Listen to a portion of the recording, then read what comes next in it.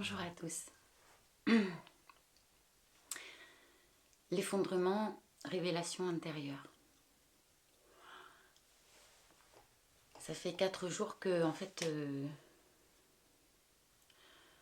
j'ai pas du tout envie de faire cette vidéo. Mais je sens que si je la fais pas, je fuis. Je me fuis et que je dois le partager.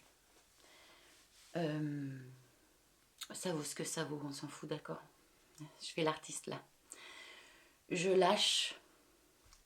Pour ça, il me faut être forte pour lâcher prise, pour lâcher quelque chose. Et parce que j'en ai marre d'être l'héroïne en fait. Donc je préfère goûter à la plénitude de la paix et de lâcher prise. Parce que l'héroïne, c'est toujours celle qui vient regarder ses peurs, les laisser se dissiper, se répandre. Et moi, j'ai envie d'être à la fin de la quête, à la fin de la lutte. Je vous explique ce qui s'est passé. En fait, je voulais plus transmettre là. Je voulais plus. Je me suis dit, j'ai dit à mes élèves que je leur donnerais des vidéos et je voulais plus. Et je voulais plus parce que j'avais ça à vous dire que je vis et que je savais pas par quelle boule prendre. Je vais vous expliquer comment c'est venu, hein, d'accord. Et puis vous êtes venu me rattraper avec vos dons, si généreux, et avec vos mots d'amour là, et de tendresse. Alors ça m'a rattrapé, mais je me suis dit bon alors, je peux pas fuir quoi. Ce qui s'est passé, c'est tout con, mais on a reçu un mail de notre professeur Bernard Bouanchot qui nous donne les directives à suivre dans un cas d'effondrement comme celui-ci, comme celui qu'on vit. Et moi, ça fait 3 ans que je vis l'effondrement salutaire. On est bien d'accord. Et il nous dit ouverture, Virabhadrasana, Ushtrasana, enfin, que des postures de grande ouverture du haut du corps. Ce que je comprends, c'est ce que j'ai proposé moi aussi dans mes pratiques. Poumon plein, poumon plein, poumon plein, mantra, rime, ram, roum, à l'alimentation du piment, de la mer. Et je me dis, mais il veut vraiment qu'on foute le feu en fait. Il veut vraiment qu'on foute le feu au rideau, on fout le feu. Au combat quoi. Et j'ai conscience que ce que je vais dire là, c'est presque inaudible, vu la situation, parce qu'il y en a beaucoup qui sont au combat. Et moi, dans ma proposition, c'était, d'accord, on va au combat.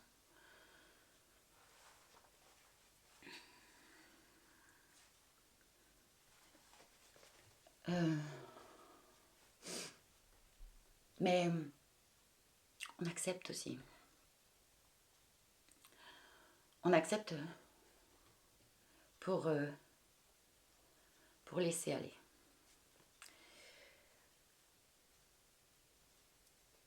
On va au charbon. Mais, alors bon, voilà, il me vient plein d'images. Vous savez, quand on regarde un film où il y a un héros, on voit bien le héros au début, il fait des alliances. Parce qu'il y a un ennemi en face. Et c'est toujours quand il y a un ennemi en face qu'on se... Alors voilà, ils se mettent entre eux pour être face à l'ennemi. Et l'ennemi, c'est toujours nos peurs, d'accord? Et ils luttent. Au bout d'un moment, ils se retrouvent tout seuls. Pour aller chercher le Graal, l'enquête du Graal. Il se retrouve seul, forcément. Et quand il pense qu'il va mourir, quand il accepte, en fait, de mourir, bah, qu'est-ce qui se passe? Il meurt pas. C'est là qu'il meurt plus. C'est à ce moment-là qu'il meurt plus. Et hier, j'ai eu une discussion avec un ami qui me disait moi, j'ai peur que le barrage cède. Parce que je vois bien tout le tumulte de l'eau qui va couler. Et être pris dans ce tumulte, je peux pas. Je vais m'accrocher au rocher comme une algue et puis je vais être secouée, secouée, secouée, secouée. Je dis, bah alors faut lâcher. Alors faut lâcher. Et c'est cette phrase de Ginette Gauthier. Après la mort de maman, je m'étais inscrite sur le forum de Jonathan Lehman. Trop beau, ce mec-là. Et bref, je m'étais inscrite sur son forum et il avait dit une phrase de Ginette Gauthier qui disait lâcher prise, ce n'est pas être faible, c'est être suffisamment fort pour laisser aller. Moi, à ce moment-là, j'avais besoin de comprendre ça puisque j'avais lâché prise devant la mort de maman. J'avais goûté à une plénitude incroyable. Malgré le chagrin abyssal, il me manque. C'est horrible, mais je voulais jouer les sauveuses. Et quand j'ai compris que il fallait que je lâche et que je dise oui, mais j'ai goûté à une paix indéfinissable, un amour sans nom, plongé dans ce que je ne savais pas, plongé dans ce vide sans parachute.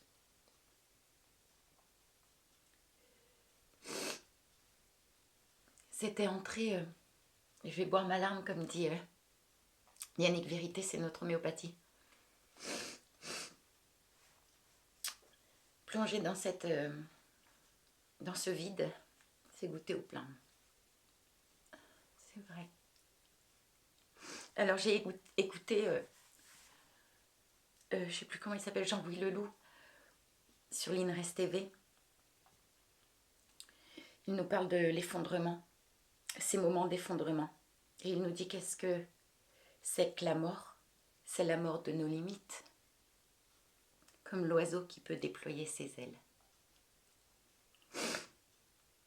Vous voyez toute la dualité dans cette phrase? Quand maman est morte, je suis plongée dans la dualité, dans ma matière. Maman est morte en juin, papa est mort en novembre, ma grand-mère en février. Je sais de quoi je parle. Il nous dit l'Apocalypse, étymologiquement, ça veut dire dévoilement de ce qui est sous les apparences.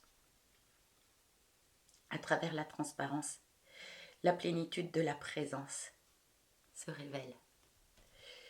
C'est l'occasion d'une révélation. Qu'est-ce qui se révèle à travers ces moments d'effondrement?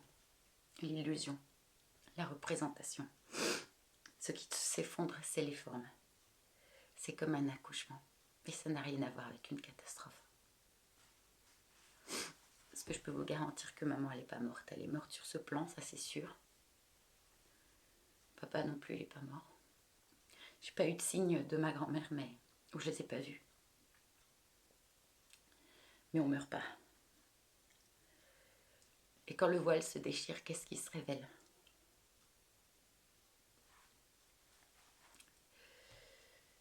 Jacques Salomé aussi dit que lorsque notre cœur se brise, il grandit. Et moi je me dis que si on ne laisse pas le barrage céder, si on continue de s'accrocher à nos peurs, si on continue de faire les héros et de résister, parce que le héros fait exister l'ennemi. Le héros est victime de quelque chose, de quelqu'un. Vous voyez la dualité? Ça, c'est Franck Lopvet qui dit toujours ça. Une énergie est avec son inverse. Et d'ailleurs, toute la tristesse que vous pouvez voir aujourd'hui en moi, pour ceux qui me connaissent un petit peu, parce que je ne sais pas si on peut connaître quelqu'un, mais pour ceux qui me côtoient, ils savent très bien que je suis extrêmement joyeuse, mais c'est parce que ça marche ensemble. Bref, je ne sais plus où j'en étais.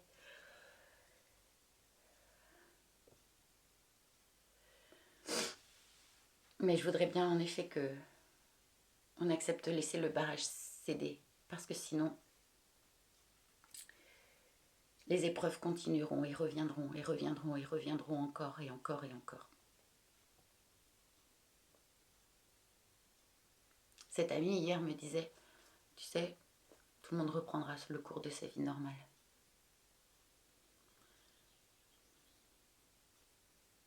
Ça veut dire qu'on n'aura toujours pas la paix.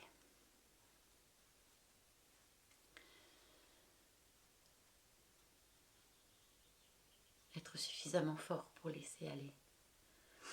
Je sais qu'il y en a qui se battent aujourd'hui. Et je sais qu'il faut qu'ils soient aussi suffisamment forts pour laisser aller. Et laisser aller, c'est dire oui. C'est aimer. Et entre l'amour et la peur, on a toujours le choix. À chaque instant. Et ça ne veut pas dire qu'on n'est pas triste. Plonger dans le vide, c'est aimer.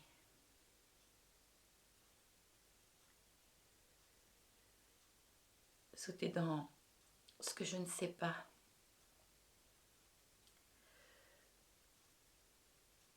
C'est infini.